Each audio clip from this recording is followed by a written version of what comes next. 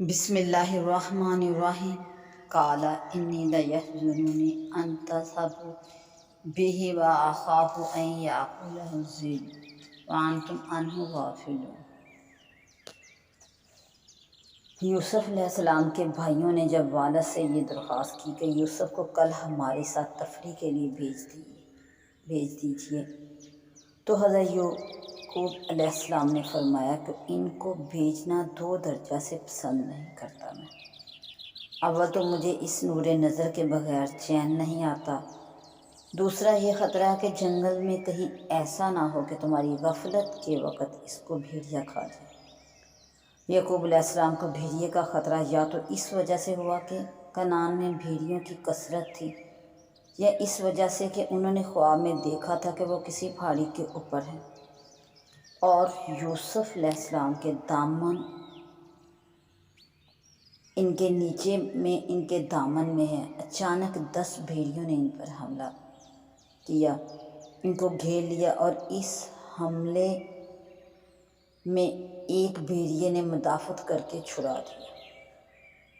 یعنی کہ حضرت یعقوب علیہ السلام کو پہلے ہی خواب آ چکا تھا کہ وہ اپنے بیٹے کے ساتھ کسی پہاڑی کے اوپر ہیں کہ اچانک 10 بھیڑیے آ پہنچے، انہوں نے گھیر لیا اور حملہ کرنا چاہا حضرت یوسف علیہ السلام پر، مگر ایک بھیڑیے ہی نے اس میں سے مدافعت کر کے چھڑا دیا۔ پھر یوسف علیہ السلام زمین کے اندر چھپ گئے، جس کی تعبیر بعد میں اس طرح ظاہر ہوئی کہ 10 بھیڑیے یہ 10 بھائی تھے، اور جس بھیڑیے نے مدافعت کر کے ان کو ہلاکت سے بچایا وہ بڑے بھائی یہودا تھے، اور زمین میں چھپ جانا کنویں کی گہرائی سے تعبیر تھی۔ حضرت عبداللہ بن عباس سے ایک روایت ہے کہ یعقوب علیہ السلام کو اس خواب کی بنا پر خود ان بھائیوں سے خطرہ تھا۔ انہی کو بھیڑیا کہا گیا، مگر بمصلحت پوری بات ظاہر نہیں فرمائی۔ قالوا لئن أكله الذئب ونحن عصبة إنا إذا لخاسرون۔ بھائیوں نے یعقوب کی بات سن کر کہا کہ آپ کا یہ خوف اور خطرہ عجیب ہے، ہم 10 آدمیوں کی قوی جماعت اس کی حفاظت کے لیے موجود ہے، اگر ہم سب کے ہوتے ہوئے ان کو بھیڑیا کھا جائے تو ہمارا تو وجود ہی بیکار ہو گیا، اور پھر ہم سے کسی کام کی کیا امید کی جا سکتی ہے۔ حضرت یعقوب علیہ السلام نے اپنی پیغمبرانہ شان سے اولاد کے سامنے اس بات کو نہیں کھولا کہ مجھے خطرہ خود تم ہی سے ہے۔ اول تو اس سے سب اولاد کی دل شکنی تھی، دوسرا باپ کے ایسا کہنے کے بعد خطرہ یہ تھا کہ بھائیوں کی دشمنی اور بڑھ جائے گی۔ اس وقت چھوڑ بھی دیا تو دوسرے کسی وقت کوئی بہانے سے قتل کر دیں گے، اس لیے اجازت دے دی، مگر بھائیوں سے مکمل عہد و پیمان لیا کہ اس کو کوئی تکلیف نہ پہنچنے دیں، اور بڑے بھائی ربیل یا یہودا کو خصوصیت سے سپرد کیا کہ تم ان کی بھوک پیاس اور دوسری ضرورتوں کی پوری طرح خبر گیری کرنا، جلد واپس لانا۔ بھائیوں نے والد کے سامنے یوسف علیہ السلام کو اپنے مونڈوں پر اٹھا لیا، اور بھاری بھاری سب اٹھاتے رہے۔ کچھ دور تک حضرت یعقوب علیہ السلام بھی ان کو رخصت کرنے کے لیے باہر گئے۔ قرطبی کی تاریخی روایات کے حوالے سے بیان کیا ہے کہ جب یہ لوگ یعقوب کی نظروں سے اوجھل ہوئے تو اس وقت یوسف علیہ السلام جس بھائی کے مونڈے پر تھے اس نے ان کو زمین پر پٹک دیا۔ یوسف علیہ السلام پیدل چلنے لگے، مگر کم عمر تھے، ان کے ساتھ دوڑنے سے عاجز ہوئے تو دوسرے بھائی کی پناہ لی۔ اس نے بھی کوئی ہمدردی نہ کی تو تیسرے چوتھے ہر بھائی سے امداد کو کہا، مگر سب نے یہ جواب دیا کہ تو نے جو 11 ستارے اور چاند سورج اپنے آپ کو سجدہ کرتے ہوئے دیکھے تھے ان کو پکار، وہی تیری مدد کریں گے۔ قرطبی نے اسی وجہ سے فرمایا کہ اس سے معلوم ہوا کہ بھائیوں کو کسی طرح حضرت یوسف علیہ السلام کا خواب معلوم ہو گیا تھا، اور خواب ہی ان کی شدت غیظ و غضب کا سبب بنا۔ آخر میں حضرت یوسف علیہ السلام نے یہودا سے کہا کہ آپ بڑے ہیں، آپ میری کمزوری اور صبر سنیں اور اپنی والد ضعیف کے حال پر رحم کریں، اور اس عہد کو یاد کریں جو والد سے آپ نے کی ہے۔ آپ نے کتنی جلدی ہی اس عہد و پیمان کو بھلا دیا۔ یہ سن کر یہودا کو رحم آیا اور ان سے کہا کہ جب تک میں زندہ ہوں یہ بھائی تجھے کوئی تکلیف نہ پہنچا سکیں گے۔ یہودا کے دل میں اللہ تعالیٰ نے رحمت اور صحیح عمل کی توفیق ڈال دی، تو یہودا نے اپنے دوسرے بھائیوں کو خطاب کیا کہ بے گناہ کا قتل انتہائی جرم عظیم ہے۔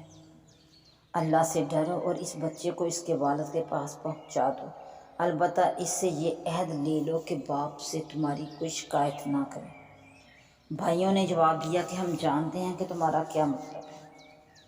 تم یہ چاہتے ہو کہ باپ کے دل میں اپنا مرتبہ سب سے زیادہ کر لو، اس لیے سن لو کہ اگر تم نے ہمارے ارادے میں مذمت کی تو ہم تمہیں بھی قتل کر دیں گے۔ یہودا نے دیکھا کہ 9 بھائیوں کے مقابلے میں تنہا کچھ نہیں کر سکتے، تو کہا کہ اچھا اگر تم یہی طے کر چکے ہو اس بچے کو ضائع کرو تو میری بات سنو۔ یہاں قریب ہی ایک پرانا کنواں ہے جس میں بہت سے جھاڑ نکل آئے ہیں، سانپ، بچھو اور طرح طرح کے موذی جانور اس میں رہتے ہیں۔ تم اس کو کنویں میں ڈال دو، اگر اس کو کسی سانپ وغیرہ نے ڈس کر ختم کر دیا تو تمہاری مراد حاصل ہے اور تم اپنے ہاتھ سے اس کا خون بہانے سے بھری رہے، اور اگر یہ زندہ رہا تو کوئی قافلہ شاید یہاں آئے اور پانی کے لیے کنویں میں ڈول ڈالے، اور یہ نکل آئے تو وہ اس کو اپنے ساتھ کسی دوسرے ملک میں پہنچا دے گا۔ اس صورت میں بھی تمہارا مقصد حاصل ہو جائے گا۔ فَلَمَّا ذَهَبُوا بِهِ وَأَجْمَعُوا أَن يَجْعَلُوهُ فِي غَيَابَتِ الْجُبِّ وَأَوْحَيْنَا إِلَيْهِ لَتُنَبِّئَنَّهُم بِأَمْرِهِمْ هَٰذَا وَهُمْ لَا يَشْعُرُونَ۔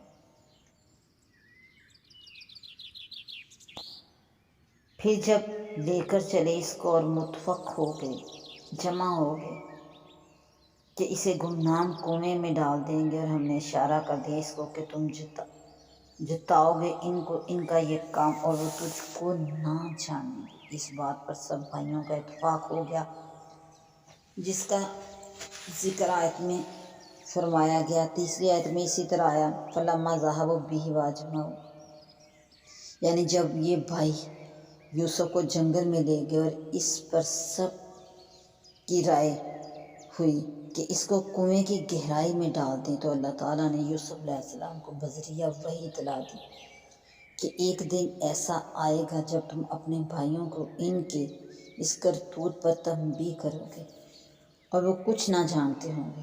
یہاں لفظ وَأَوْحَيْنَا فَلَمَّا ذَهَبُوا کی جزا اور جواب ہے، حرف واو اس جگہ زائد ہے۔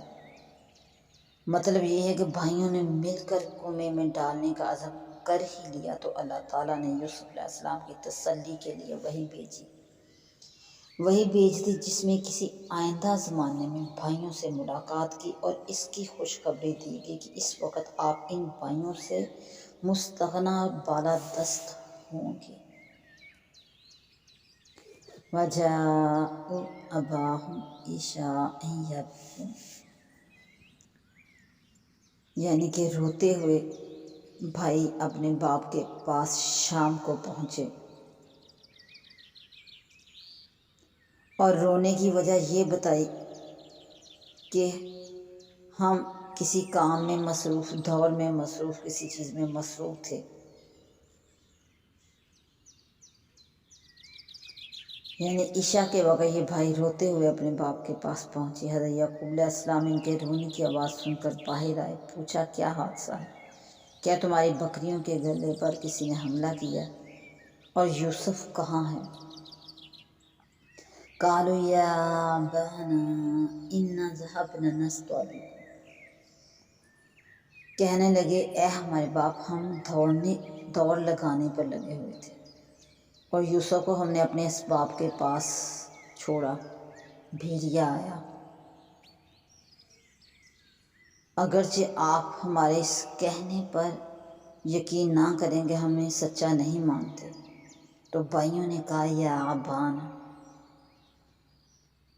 یعنی ہم نے آپس میں دوڑ لگائی اور یوسف کو اپنے زمان کے پاس چھوڑ دیا۔ اس درمیان میں یوسف کو بھیڑیا کھا گیا، اور ہم کتنے ہی سچے ہوں آپ کو ہمارا یقین تو آئے گا نہیں۔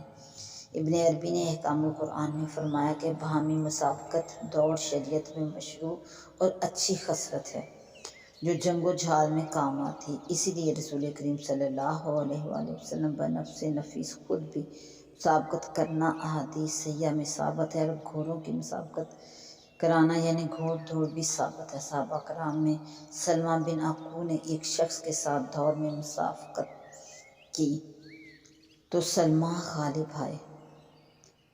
آیت مذکورہ ان روایات سے اصل گھوڑ دوڑ کا جائز ہونا ثابت ہے۔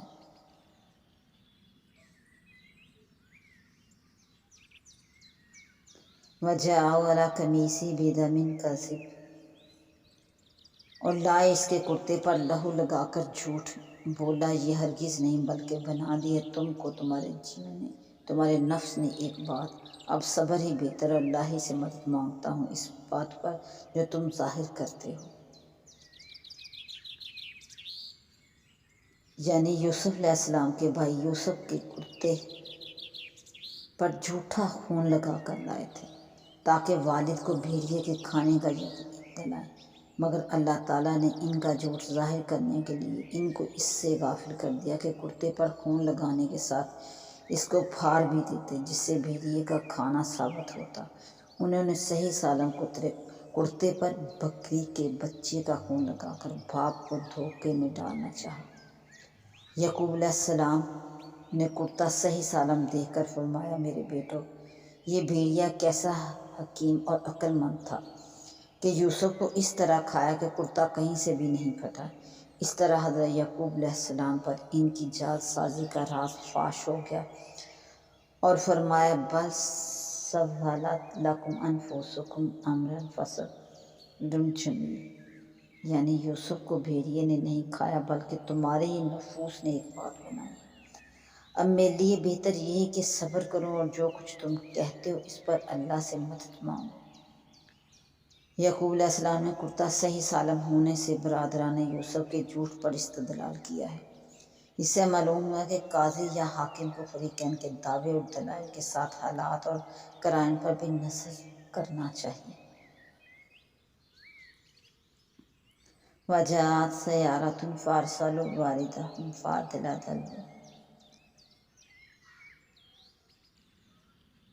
وجاءت سیارۃ فارسلوا واردہم فادلی دلوہ۔ سیارہ کے معنی قافلہ، وارث سے مراد وہ لوگ ہیں جو قافلے سے آگے رہتے ہیں۔ قافلے کی ضروریات پانی وغیرہ مہیا کرنا ان کی ذمہ داری ہوتی ہے۔ ادلا کے معنی کنویں میں ڈول ڈالنے کے ہیں، مطلب یہ ہے کہ اتفاقاً ایک قافلہ اس سرزمین پر آ نکلا۔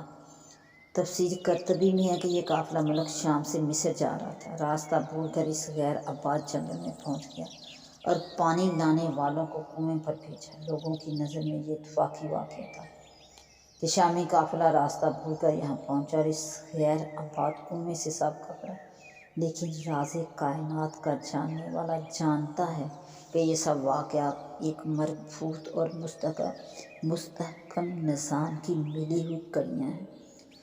یوسف علیہ السلام کا پیدا کرنے والا اور اس کی حفاظت کرنے والا ہی قافلے کو راستے سے ہٹا کر یہاں لاتا ہے اور اس کے آدمیوں کو اس غیر آباد کنویں پر بھیجتا ہے۔ یہی حال ہے ان تمام حالات اور واقعات کا جن کو عام انسان اتفاقی حوادث سمجھتے ہیں اور فلسفہ والے ان کو بغت و اتفاق کہا کرتے ہیں، جو در حقیقت نظام کائنات سے ناواقفیت پر مبنی ہوتا ہے، ورنہ سلسلہ تکوین میں کوئی بغت و اتفاق نہیں۔ حق سبحانہ تعالیٰ جس کی شان فعال لما یرید ہے، مخفی حکمتوں کے تحت ایسے حالات پیدا کر دیتے ہیں کہ ظاہری واقعے سے ان کا جوڑ سمجھ میں نہیں آتا، تو انسان ان کو اتفاقی حوادث قرار دیتا ہے۔